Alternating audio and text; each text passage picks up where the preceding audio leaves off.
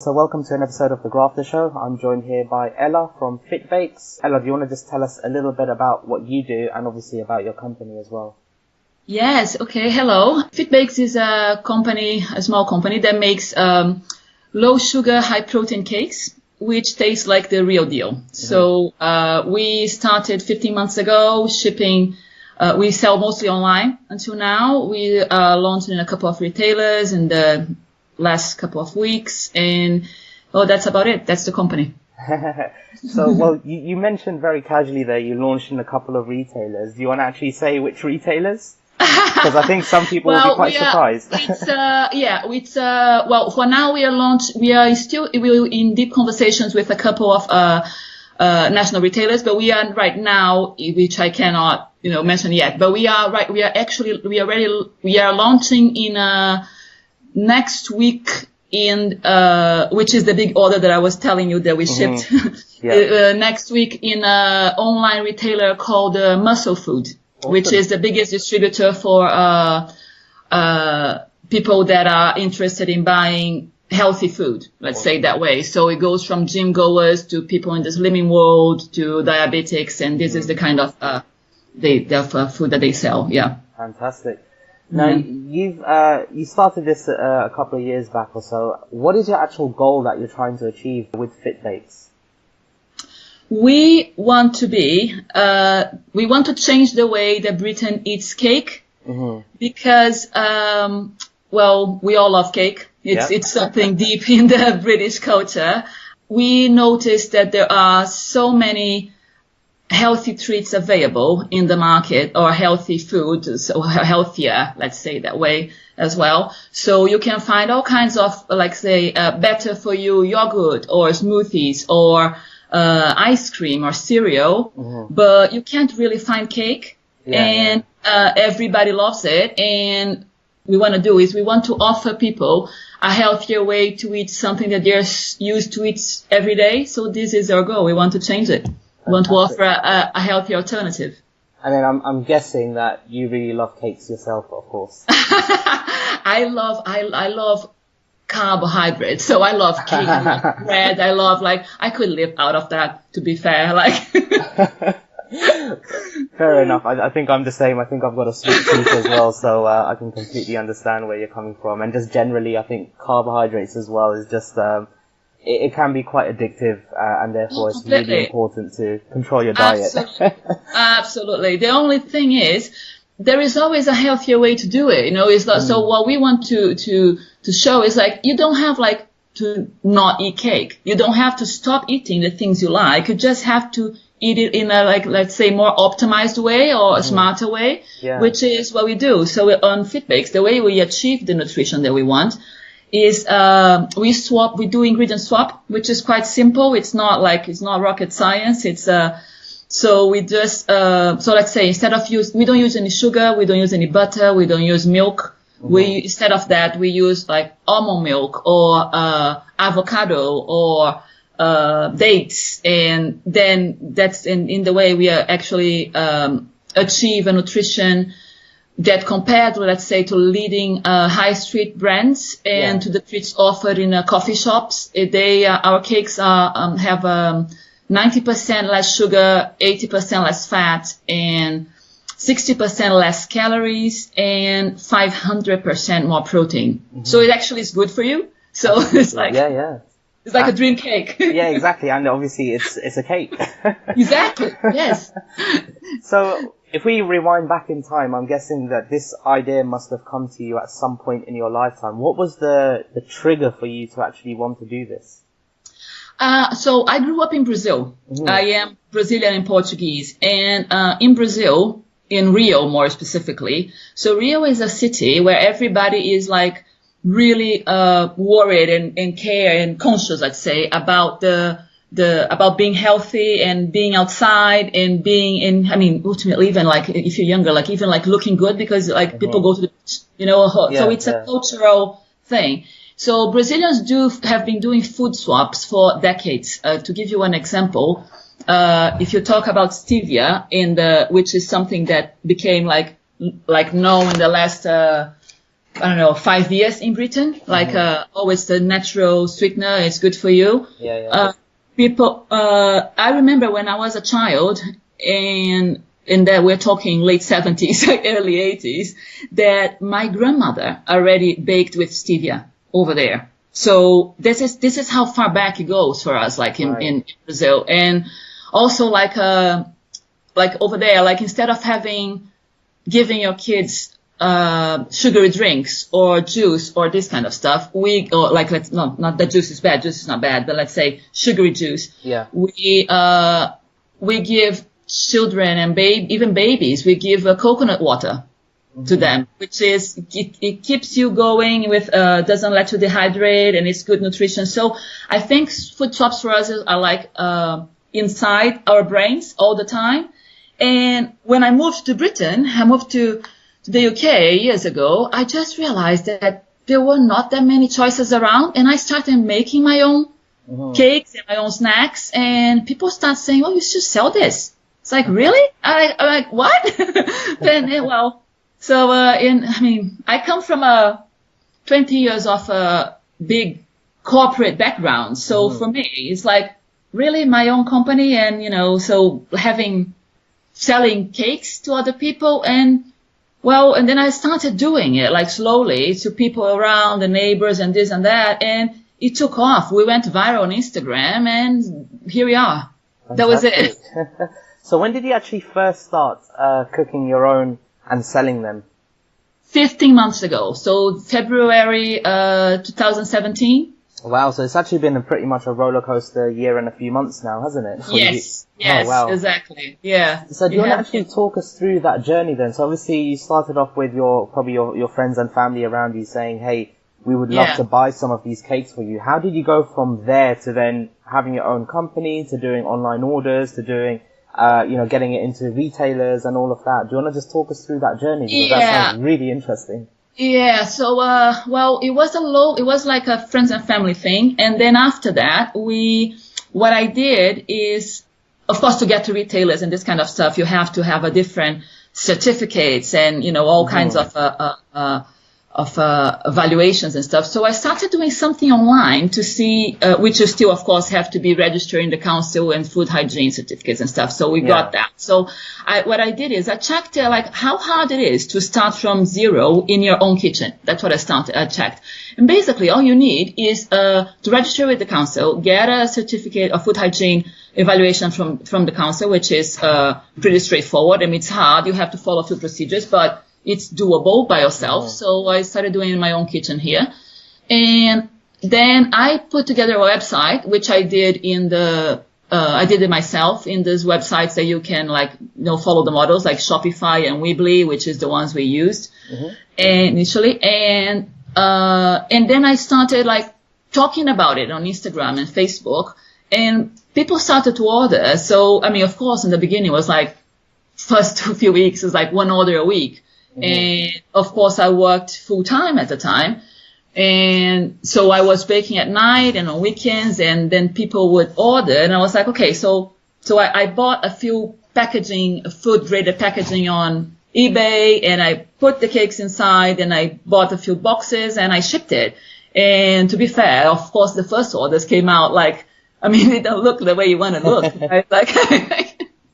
But actually, one of my first orders, I was mortified because we shipped to Royal Mail, which we still use Royal Mail, and they're great. But of course, now we have a big contract with them. They come here, they pick up the orders. But in the beginning, I used to rush to the post office to ship it.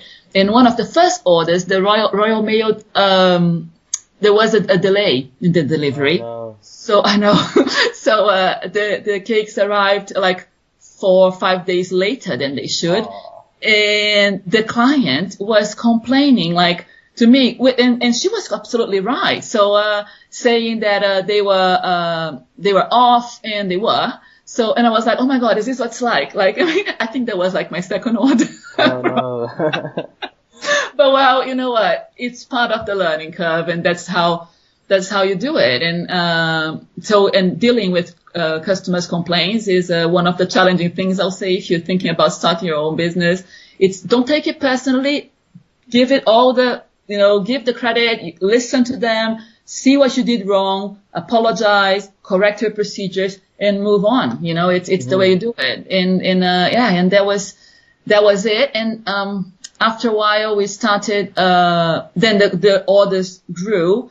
We invested there a lot of time on Instagram, social media, and after that, so they took off from there. Like people started ordering more and more, and then of course we invested in packaging and proper design of logo and our own boxes, and then we did when you grow a little bit, and then you can have a contract with a courier, so still Royal Mail, where we have a contract with them, and then it goes from there, and then people started approaching us. Because it all came through social media. Because of Instagram, we got contacted by magazines, we got contacted by food bloggers and people, and then it grew organically. So we didn't put any. There is no big investment in this company. It literally grew by itself, and a lot of hours of work. Absolutely. Well, I think you're downplaying that a bit. I think a lot of people don't realize the amount of time that you probably put into this, even from not just the social media, but the actual product itself as well. I think that time investment is probably more valuable than just the money investment, and I think a lot of people need to realize that. Absolutely. So last year, when the company had started a few months, and it was actually literally like taking off, like the first step of growth, and it was like in May last year, and I got married in June. So I had all the wedding. I had all the wedding going on as well, and my family was over, and 3 days before the wedding, and the family was here, and they're putting up the marquee in the garden, and I'm in the kitchen baking orders, and my mother's like, "Are you insane? You have to stop." I was like, "I can't stop, Mom. This is the momentum. You have to go. You have to carry on." Oh wow! Well, that's an important lesson, though. I guess you've had personal commitments in your life. You were getting married, but even then, you still had to go through and carry on with your orders and fulfilling them for your customers. You can't. The most important thing for any entrepreneur that has started something from zero is once you have the momentum, you cannot let it drop. So you have to carry on. So it's not oh yeah, I'm gonna take 2 weeks off because I'm getting married. No, you can't, because that might take you back 6 months. So that has been our philosophy for a long time. Just do not carry on. Whatever happens, you carry on. Keep calm and carry on. A very British way to do it. Fair enough. I have to ask, did you bake your own wedding cake? I did. I did. Wow. I did. And it was vegan and gluten free. Yes, I did. Oh, fantastic. Do you actually sell that as a product now? We do. My wedding cake was if you guys check on our website, we sell sweet potato brownies, and my wedding cake was actually a tower of sweet potato brownies. Oh wow. Yes. Yeah, and I was so busy in the few days before, and I did, at the time it was just me baking still, because today we have bakers, we have a structure, but at the time it was still I was still by myself, and because I had my whole family over, and I remember my father 2 days before the wedding peeling sweet potatoes for me to bake the cake. Oh, bless him. Wow. It was so helpful. Oh, that sounds fantastic. It's always good to have supportive family and friends around you, especially if they can even get involved in helping you out with your business. That's just, there's nothing better than that, I think. Yes, totally. Okay, so I definitely want to kind of deep dive into a couple of topics. And one of them is around your corporate background. So you said you've worked for 20 years in a corporate environment. How did you make that decision to go from that sort of background and finally decide, right, I'm going to give 100% to your own company? Obviously, I'm guessing that was quite a steep learning curve as well. It was. How did you decide to make that? Well, what prompted you rather to make that decision? It was very scary, to be honest. I never thought I would make this turn in my life. I was not one of those people that from early age, that just say oh yeah, I'm really an entrepreneur. I've been like that my whole life, and I just, I dream of having my business, and this is what I know that this is what I want to do. That wasn't me. I actually realized that quite late in life. I am 43 now. Mm-hmm. So, so I started working very early as well. I was, early 20s, and in all big corporations. And I did a lot of academic work as well. I have a bachelor degree, master degree, MBA, and that was all to prepare me to live the corporate life. Mm-hmm. So once I was like, okay, so this business is taking off and I really love it and it's fascinating to be an entrepreneur, and I think this is what I want. Mm-hmm. And of course you have people very close to you that look at you like, are you insane? Are you dropping 20-year career I actually heard, are you dropping a 20-year career, like high management, to bake? Like looking like, what? I say, oh, but look at this. This can be big. This is going to be massive. You guys don't understand. And I was always known in my family and friends that I always the one that take, like, let's say the most sensible and decisions, and they looked at me like, she lost it. This is it. She completely lost it. But I mean, it was, so I decided to go, but I saw it was demanding my time. And then you start to, of course, kind of outsource your time, so you start to hire people to do the things that you see that is on Fitbakes, that it's not necessarily, that they don't necessarily have to be done by yourself, of course, because that's part of being a good manager. But still, there's a lot of stuff that I have to do. Then I said, well, I can't work full time anymore, and I can't do it on weekends, and I can't do it at night, so it has to be done. So I said, okay, that's it. So I started taking like a less time in my work, and finally in February this year, in 2018, I quit my job. Wow. And I did still get a couple contracts of consultancy contracts that with big companies as well, because everybody knows me on the market for so long, and so I got to do it part time. Mm-hmm. Because so I was like, well, I still have to pay the mortgage, the company is growing, but you have commitments, so that was the decision, but it was very, very scary, scary, but I don't regret it for 1 minute, I'll tell you. Not a minute. Yeah. So I guess you must have gone into it, like you're saying, with your eyes open. It was very scary. Did you do anything in order to kind of comfort that decision for you? Did you, look to any reading materials to try and, ensure that this is the right decision you're making? Or was it almost more of a gut instinct that, hey, this has to be the right thing, I'm going to go for it? I did. I listened to, I don't know, like a billion podcasts a week, and to hear like everybody else that did something like this, it's more like all about people that built business from zero, that made this decision before. Not only this, but other decisions that I make every day. So that was I still do it, all that, because of course there are times that you doubt it. It's like, did I do it right? Is it good? And important to say that. It's not like I have a safety net behind me, it's not like if everything goes wrong, I'm going to turn to my family and to my father and say, oh, Dad, can you back me up? No, this is not the case here. Yeah. So it's me and me. So, me, my husband, my family and stuff, but it's not like, if it doesn't work, that would be a problem. So, yeah. I think the motivation was all about listening, talking to other people.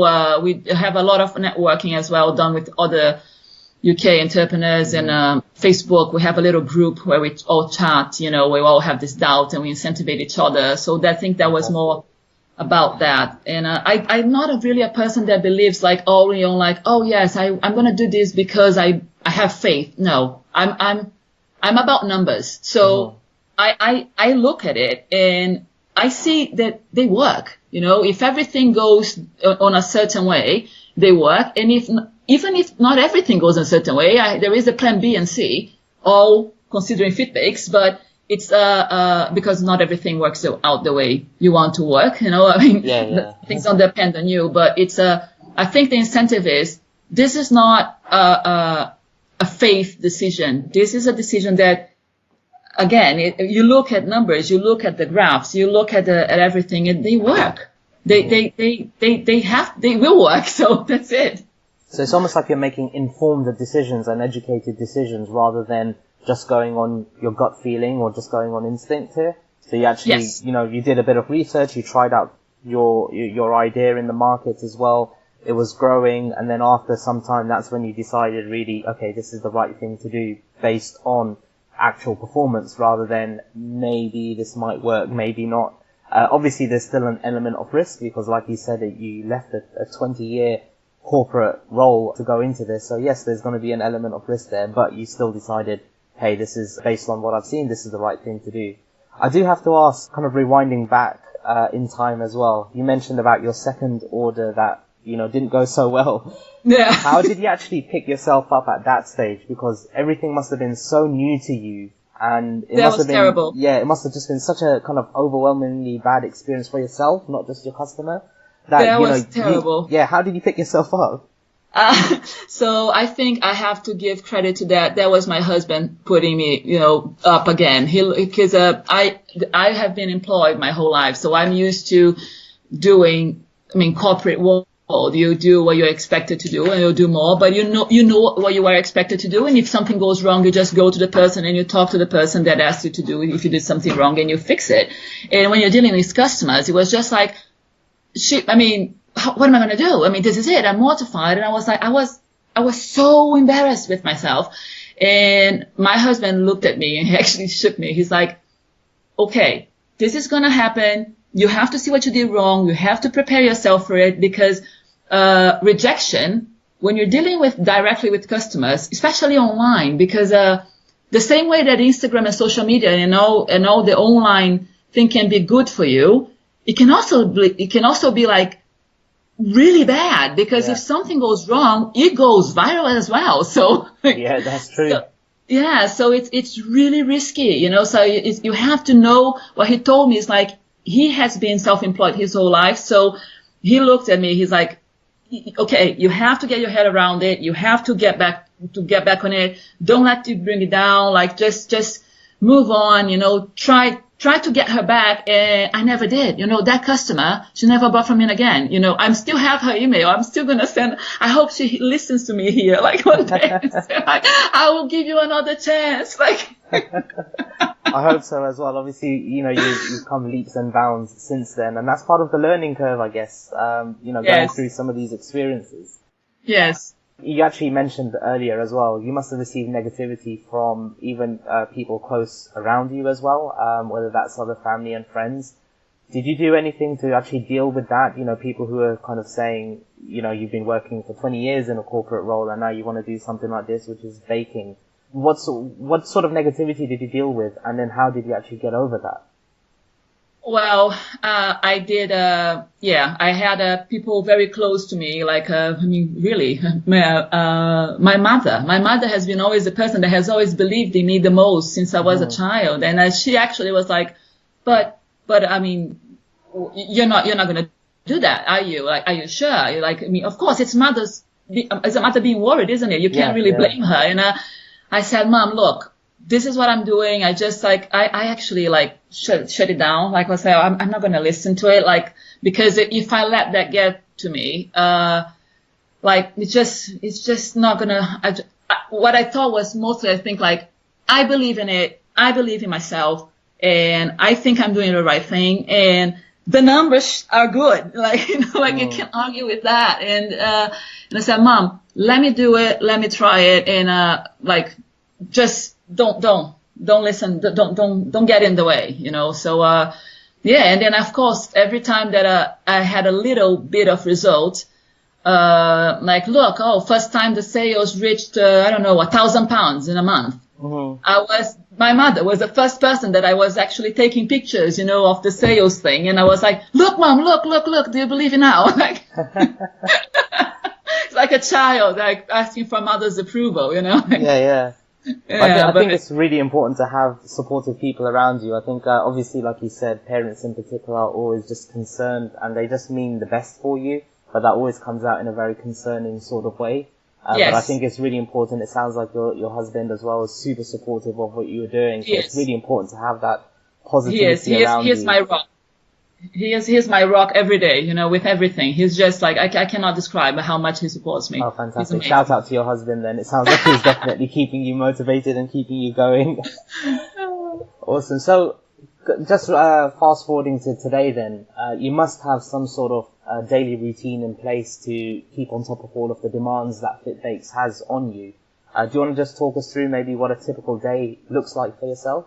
Yes, okay. So I need exercise every day. This is my way to get going and to get out whatever is bothering me. So I do. So I wake up and I go to the gym in the morning, and I am back home around probably 8:30, 9. That's about it. And then I get ready, for the daily work. And then, Fitbakes starts a little bit later than that. Then the bakers get to the bakery. Then the bakers arrive around 9:30, 10. We don't do early baking there because we bake in the way that everything has to be ready for 4:00 in the afternoon, because Right. that's when the orders are shipped, because our focus is online. We're not selling them here anyway. So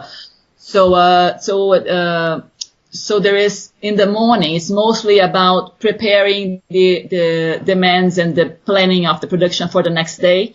So we're always one day ahead in the production. All our cakes are baked fresh.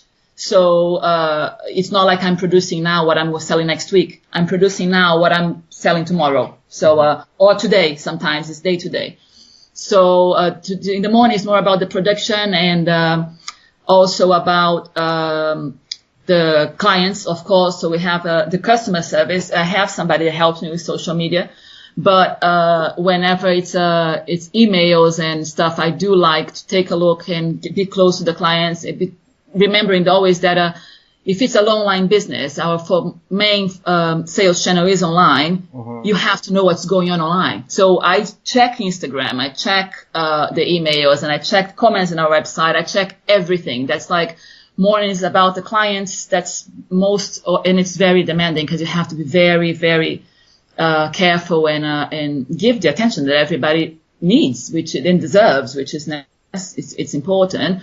Then after that, still in the morning, I still look on the buying side. So we have to check on ingredients and if everything is on track, and buy-ins and the finance, and if the payments that have to be done, the payments that have to be received. So all this admin part of the thing.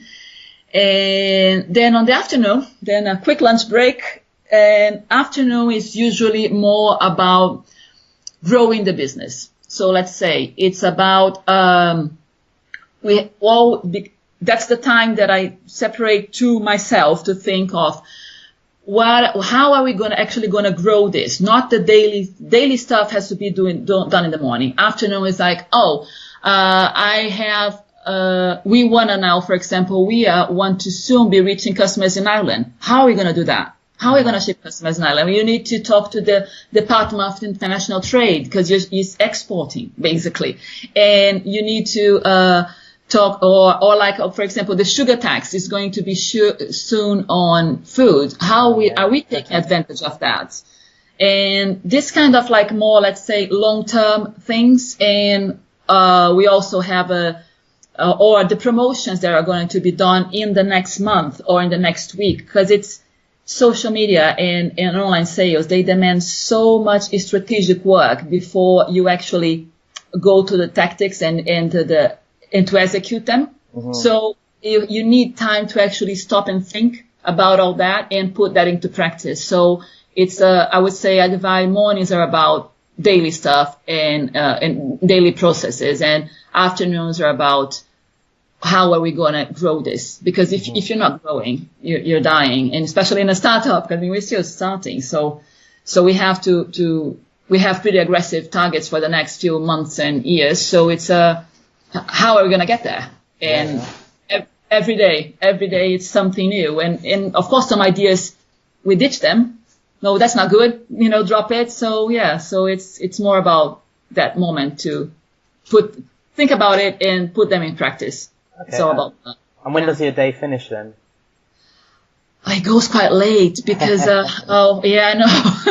It goes quite late. My day goes, and I'm usually working until like, I don't know, 7:30. So from, 7:30 and, I mean, in the office. After that, I have to make dinner. I have to have a family to feed.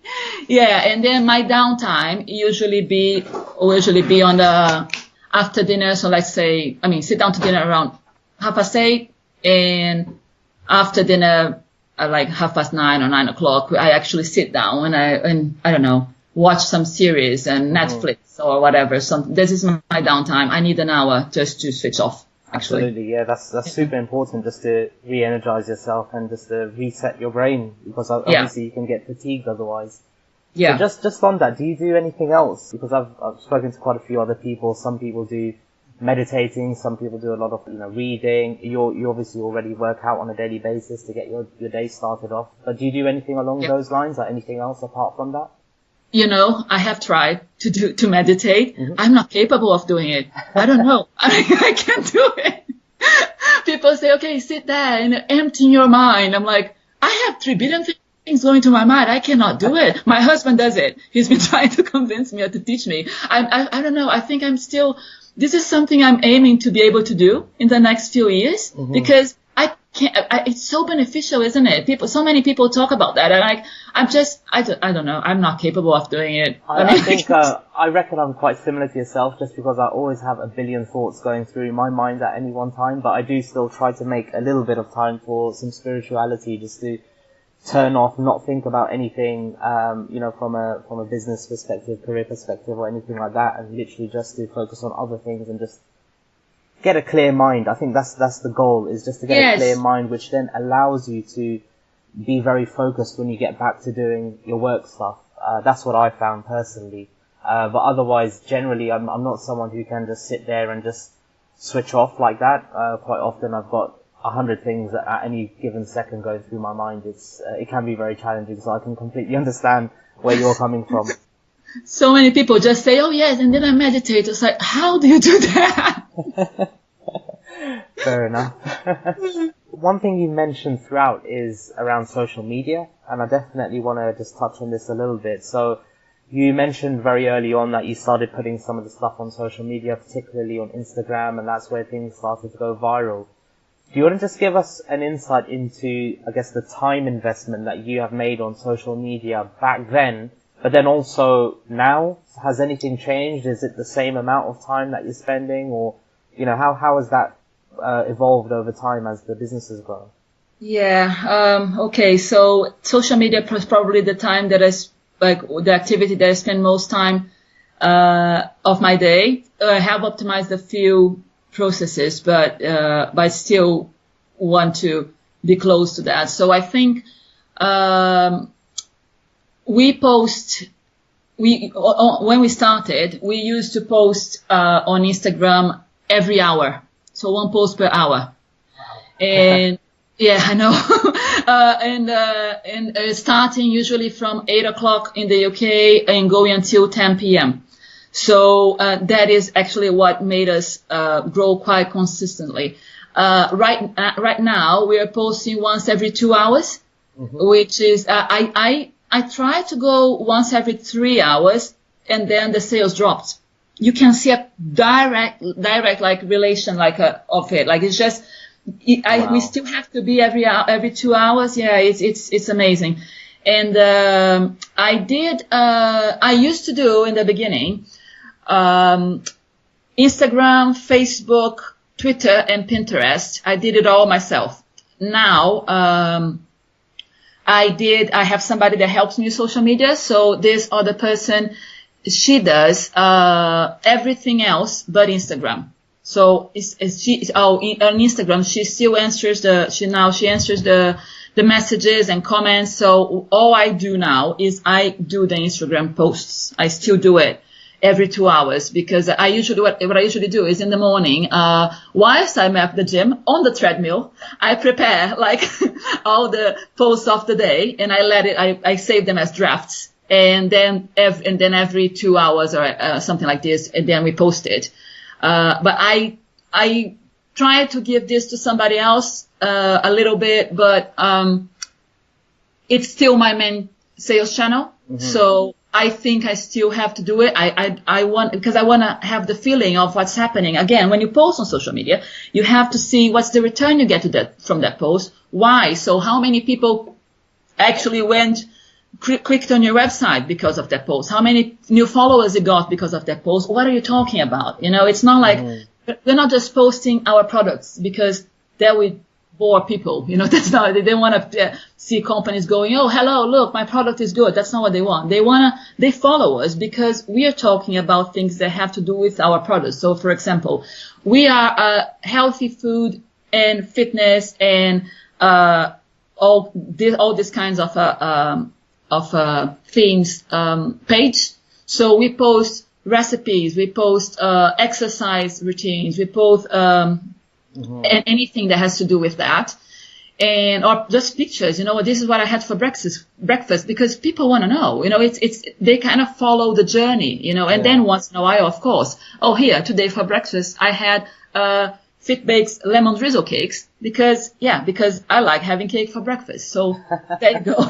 And I can. So now I can. So that's that was so the amount of time I was absolutely massive in the beginning. It still is, but now it's just divided by in not only me. It's divided in two people.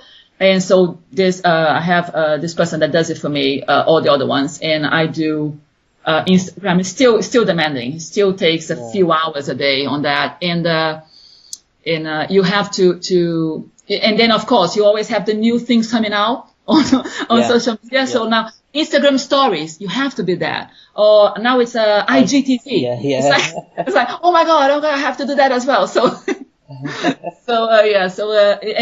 we also optimize some of that with we work with ambassadors. So our ambassadors post our products, and because important to say, we don't pay anybody. They post because they like the products, and they are so we have ambassadors like one is a nutritionist, the other one is a slimming world lady consultant, the other one is a bodybuilder. So these are people that they believe in the product, they like it, and they post it. So that helps social media grow a lot as well. And I think the most time spent was for us also in the beginning, which still takes a lot of time, but it took more time in the beginning, was to find the influencers. And because we work with a lot of influencers, and we send them samples, and then if they like it, they post it. We always say, honest opinion, if you like it, post it. So, or post whatever you think about it. And some don't like it. It happens. It has happened, but finding those girls and they, it takes a lot of time because you have to find the right influencer for your brand, so let's find somebody that has over 20,000 followers and is focused on fitness and healthy food and gets this many likes per post and has a profile that has to do with our products. Like, it's not like, we don't want to be posted by somebody that is like extremely thin. Like, we don't want that. That's not what we want to be associated with. We use hashtags like strong, not skinny. We promote health. We don't promote you to starve yourself. We promote exactly the opposite. Do you like cake? Eat our cakes. So this is what it is. So it's a lot of time consuming to find influencers. So we still with somebody else helps me with that now. Absolutely. So at what point did you guys actually realize, hey, we need to do a little bit more with influencers, and we actually need to start reaching out and leveraging off influencers? Was that something that you started right from the beginning, or has that evolved as a strategy evolved to include that? It was I think in the second or third month, because basically it was some food bloggers which were influencers actually they reached out to us. You always have these people that these food bloggers actually looking to taste new products. So they see it somewhere and they're like, oh, I have a food blog, and then you go to the blog and you see if it's a blog that has to do with your with your product. And once we saw the return of two or three people doing that, and we just said, okay, so this is the way to go. And then of course, once you start talking to people, this is what everybody does. And you just, I didn't realize it from the beginning. And who actually made me realize it is because I have 3 teenagers at home, and they're like, oh yeah, sure, this is how everybody does it. Learning, you're always learning, so. Fair enough. Yeah, so it's a journey you obviously learn along the way, isn't it? So yes. Yeah. Yes. And the other question I had around that was, at one point did you realize you needed a helping hand on social media? So before you said you were doing everything yourself, and then it got to that point where you needed someone to help you with that. At what point did you make that realization, and did you actually go and find someone to help you with social media? I think that was when I realized that a lot of the things that I was doing on social media were like mechanical. For example, finding these people, these influencers, it's something that takes a lot of time. But if you give someone else the criteria, like, look, you just tell this person that I work with now, say like, look, you give the criteria. The criteria is above 20,000 followers, and it has to be focused on healthy food.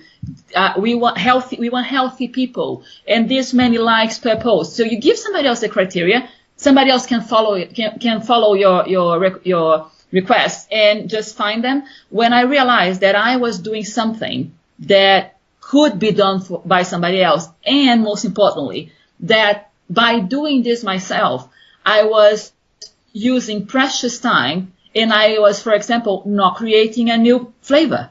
Because I was actually saying like, oh my God, I should have done, the new flavor should have been out like last week. I'm behind on that because I'm finding influencers. I'm like, okay, this is wrong. This is wrong. This is not how you work. And because new flavors cannot be created by anybody else. It has to be me. And influencers can be done by somebody else. So let's delegate this.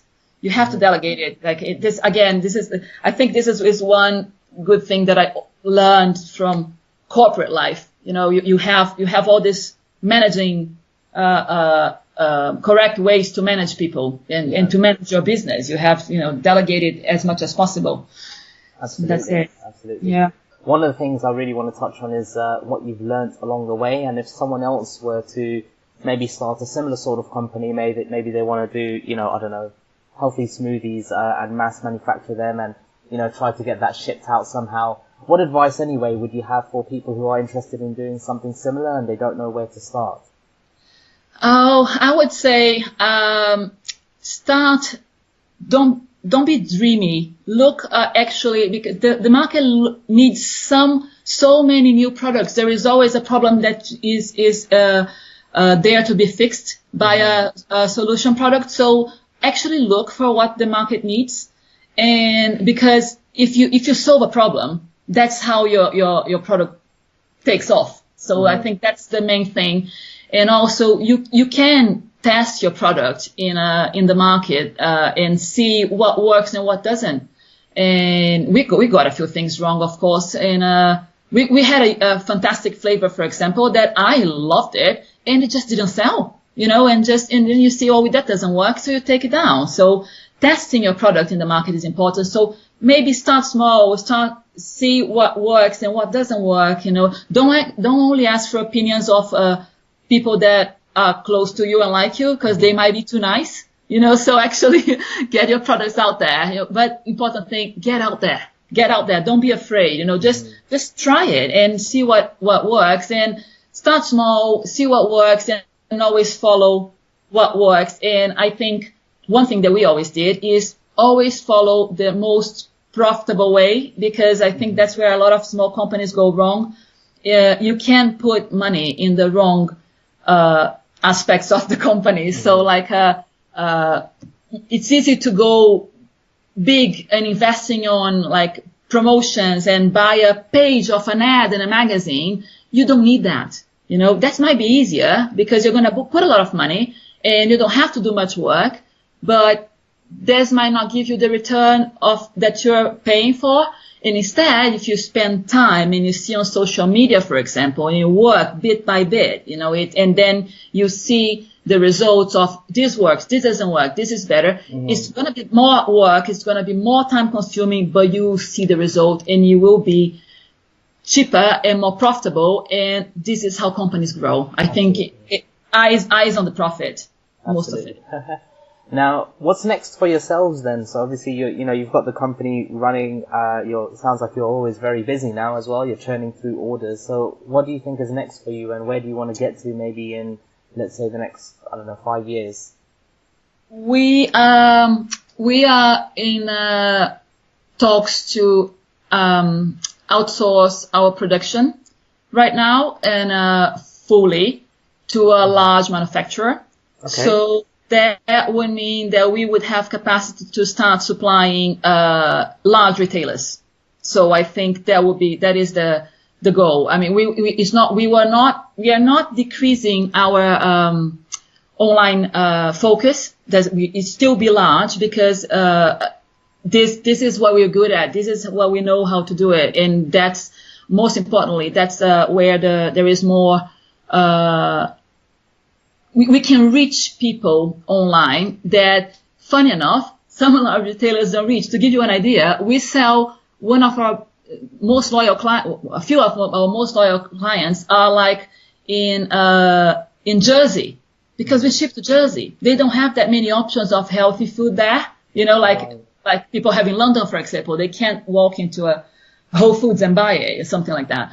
So we still want to focus online because we still want to reach the customers we reach. And online, we're going to focus on going to other countries. So I think so Europe for now, and then other then maybe America, Australia, or other ones. And we will because of the large manufacturer, we will allow that as well, and also the large retailers in the next few years. Fantastic. Yeah. So Ella, I think we're probably coming to a close of our time now. So maybe if you want to just tell us any of the social media channels that you have. Obviously you've got the website, the Instagram account, but all of the other channels as well, so people know where to find you. Yeah, okay. So our website is fitbakes.uk, which is also our Instagram. The Facebook is Fitbakes UK, and Pinterest as well, and Twitter. So all of this. So follow us. If you like cake, and if you still want to keep healthy and feel and be fit, try our cakes. And yeah, talk to us. I think everyone likes cakes. Come on. So everyone should definitely check out Fitbakes. I will have all of those links in the show notes below this episode. Ella, thank you so much for your time. Are there any final thoughts, remarks, anything that you'd like to share just to close off?